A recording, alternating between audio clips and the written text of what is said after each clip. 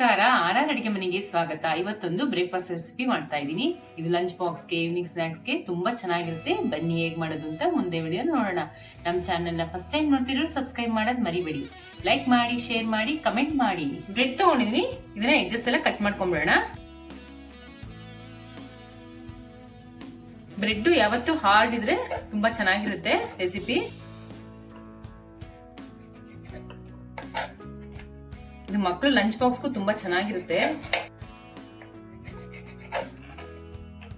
ನೋಡಿ, ಈ ತರ ಕಟ್ ಮಾಡ್ಕೊಂಡಿದೀನಿ.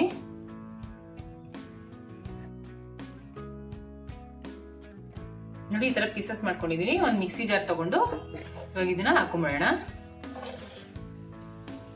ಇವಾಗ ಇದನ್ನ ಪೌಡರ್ ಮಾಡ್ಕೊಂಡ್ಬಿಡೋಣ. ನೋಡಿ, ಈ ತರ ಪೌಡರ್ ಮಾಡ್ಕೊಂಡಿದೀನಿ. ಬ್ರೆಡ್ ಈ ತರ ಹಾರ್ಡ್ ಇದ್ರೆ ನೋಡಿ ಈ ತರ ಪೌಡರ್ ಆಗುತ್ತೆ. ಒಂದ್ ಬೌಲ್ ತಗೊಂಡಿದೀನಿ. ಇದಕ್ಕೆ 1 ಕಪ್ ಚಿರೋಟಿ ರವೆ ಹಾಕೊಂತ ಇದೀನಿ. ಒಂದು ಅರ್ಧ ಕಪ್ ಮೈದಾ ಹಿಟ್ಟು ಹಾಕೊಂತ ಇದೀನಿ. ಬ್ರೆಡ್ ಪೌಡರ್ ಮಾಡಿ ಇಟ್ಕೊಂಡಿದ್ದಲ್ಲ ಅದನ್ನ ಹಾಕೊಂತ ಇದೀನಿ. ರುಚಿಗೆ ತಕ್ಕಷ್ಟು ಉಪ್ಪು, ಒಂದು ಅರ್ಧ ಕಪ್ ಮೊಸರು ಹಾಕೊಂತ ಇದೀನಿ. ಇವಾಗ ಇದನ್ನ ಚೆನ್ನಾಗಿ ಹೊಂದ್ಕೊಳ್ಳಂಗೆ ಮಿಕ್ಸ್ ಮಾಡ್ಕೊಂಡ್ಬಿಡೋಣ.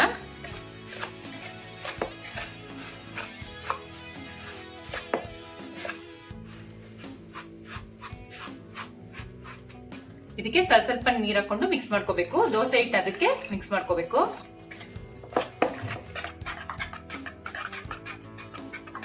ನೋಡಿ, ಇವಾಗ ಚೆನ್ನಾಗಿ ಮಿಕ್ಸ್ ಮಾಡ್ಕೊಂಡಾಗಿದೆ. ಇವಾಗ ಇದಕ್ಕೆ ಒಂದು ಅರ್ಧ ಟೇಬಲ್ ಸ್ಪೂನ್ ಸೋಡಾ ಹಾಕೊಂಡ್ಬಿಡೋಣ. ಇವಾಗ ಇನ್ನೊಂದ್ಸರಿ ಮಿಕ್ಸ್ ಮಾಡ್ಕೋಬೇಕು. ನೋಡಿ, ದೋಸೆ ಹಿಟ್ಟು ಅದಕ್ಕೆ ಮಿಕ್ಸ್ ಮಾಡ್ಕೊಂಡಿದೀನಿ. ಇವಾಗ ಒಂದು 10 ನಿಮಿಷ ರೆಸ್ಟ್ ಬಿಟ್ಬಿಡೋಣ. ಇವಾಗ ಹಿಟ್ಟು ನೆನೆಯಷ್ಟೊತ್ತಿಗೆ ಒಂದು ಚಟ್ನಿ ಮಾಡ್ಕೊಂತ ಇದೀನಿ. ಚಟ್ನಿ ಮಾಡ್ಕೊಳ್ಳೋದಕ್ಕೆ 3 ಟೇಬಲ್ ಸ್ಪೂನ್ ಕಡಲೆಕಾಯಿ ಬೀಜನ ಹುರಿದಿಟ್ಕೊಂಡಿದೀನಿ, ಅದನ್ನ ಹಾಕೊಂತ ಇದೀನಿ. ಒಂದು 1/4 ಟೇಬಲ್ ಸ್ಪೂನ್ ಜೀರಿಗೆ ಹಾಕೊಂತ ಇದೀನಿ. 1-2 ಟೇಬಲ್ ಸ್ಪೂನ್ ತೆಂಗಿನ ತುರಿ ಹಾಕೊಂತ ಇದೀನಿ. 3 ಹಸಿಮೆಣಸಿನಕಾಯಿ, ಒಂದು ಸ್ವಲ್ಪ ಶುಂಠಿ, ಒಂದು ಇಡಿಯಷ್ಟು ಕೊತ್ತಂಬರಿ ಸೊಪ್ಪು, ರುಚಿಗೆ ತಕ್ಕಷ್ಟು ಉಪ್ಪು. ಇವಾಗ ಇದನ್ನ ರುಬ್ಕೊಂಡ್ಬಿಡೋಣ.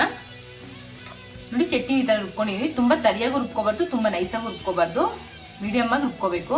ಚಟ್ನಿನ ಸರ್ವಿಂಗ್ ಬೌಲ್ ಶಿಫ್ಟ್ ಮಾಡ್ಕೊಂಡ್ಬಿಡೋಣ.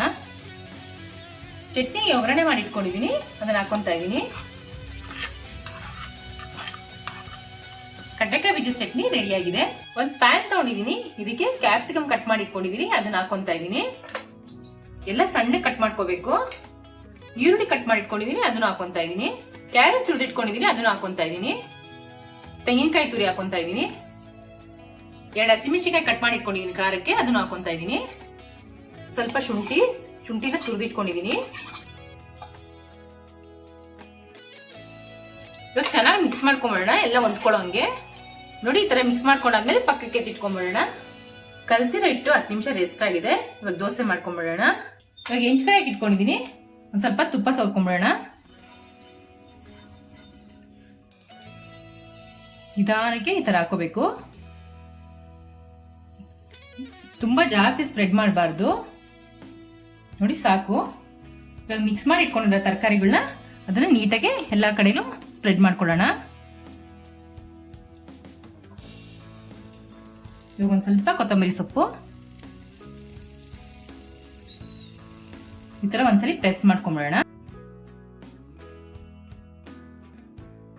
ಇವಾಗ ಮುಚ್ಚಿಟ್ಬಿಟ್ಟು ಲೋ ಮೀಡಿಯಂ ಫ್ಲೇಮ್ ಮೇಲೆ ಬೇಯಿಸ್ಕೊಂಡ್ಬಿಡೋಣ. ಇವಾಗ ಹೆಂಗ್ ಬೆಂದಿದೆ ಅಂತ ಒಂದ್ಸಲಿ ಚೆಕ್ ಮಾಡ್ಕೊಂಡ್ಬಿಡೋಣ.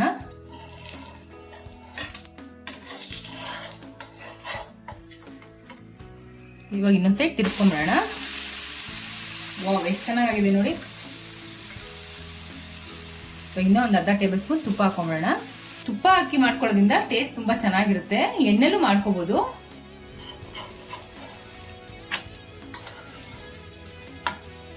ವಾವ್, ಎಷ್ಟು ಚೆನ್ನಾಗಿದೆ ನೋಡಿ.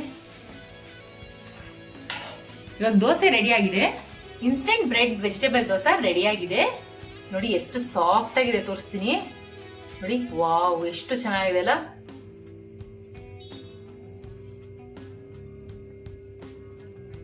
ದೋಸೆ ಜೊತೆ ಕಡಲೆಕಾಯಿ ಬೀಜ ಚಟ್ನಿ ಒಳ್ಳೆ ಕಾಂಬಿನೇಷನ್.